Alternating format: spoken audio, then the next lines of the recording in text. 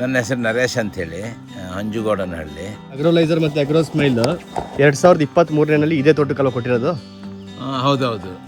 ಕೊಟ್ಟ ಮೇಲೆ ಯಾವ ರೀತಿಯಾದಂಥ ಬದಲಾವಣೆ ನಿಮಗೆ? ಎಲೆನೇ ಕಾಣ್ತಾ ಇದೆ, ಕೆಳಗಡೆ ಚಿಕ್ಕಿ ಇದು ಇದೆ, ಮೇಲ್ಗಡೆ ಬರ್ತಾ ಇರೋದೆಲ್ಲ ಗ್ರೀನಿಶ್ ಆಗಿದೆ. ಅದರಿಂದ ನಾನು ಅದರದ್ದು ಪ್ರಯೋಜನ ಆಗಿದೆ ಅಂಥೇಳಿ ತಿಳ್ಕೊಂಡಿದ್ದೀನಿ.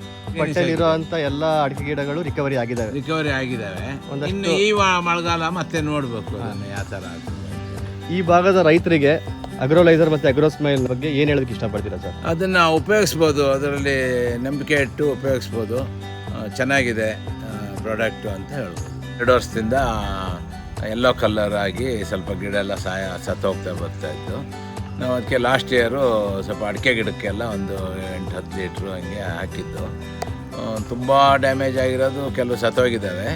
ಈಗ ಉಳಿದಿರೋ ಎಲೆನೇ ಕಾಣ್ತಾ ಇದೆ, ಕೆಳಗಡೆ ಚಿಕ್ಕಿ ಇದು ಇದೆ, ಮೇಲ್ಗಡೆ ಬರ್ತಾ ಇರೋದೆಲ್ಲ ಗ್ರೀನಿಶ್ ಆಗಿದೆ.